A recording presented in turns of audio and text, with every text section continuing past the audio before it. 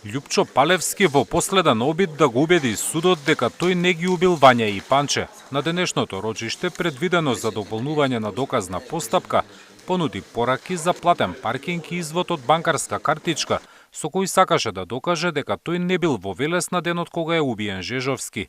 Го спореше и времето од снимките од камерите во домот на Велибор Манев, бидејќи тврди дека во тој период, но со друго возило се наоѓал во Скопје.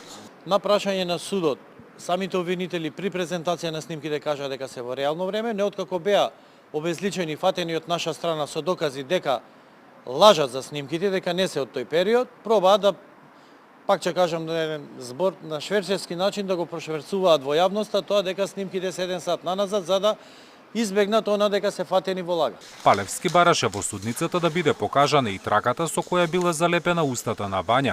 Предложи како доказ да се изведат и дозволите за поседување оружје на Боре Видевски, а потсети дека воопшто не е баран неговиот пиштол. Обвинителството се противеше, а судот го одби изведувањето на понудените докази.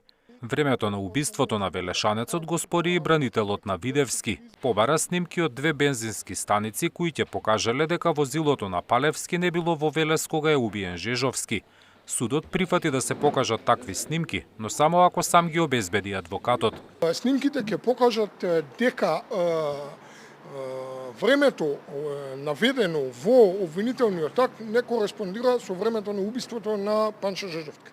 Кешишев и Манев немаа дополнителни докази за одбрана, додека таткото на Вања понуди документ дека на денот на исчезнувањето на неговото дете разговарал со доктор од болницата 8 септември, во која прашувал дали е повредена во сообраќајка. Со денешното рочиште заврши постапката за одбрана и докажување, па на 2 јуни судењето продолжува со завршни зборови на обвинителството. Една недела подоцна до судот ќе се обратат обвинетите и нивните адвокати. Зоран Јаневски, Сител телевизија.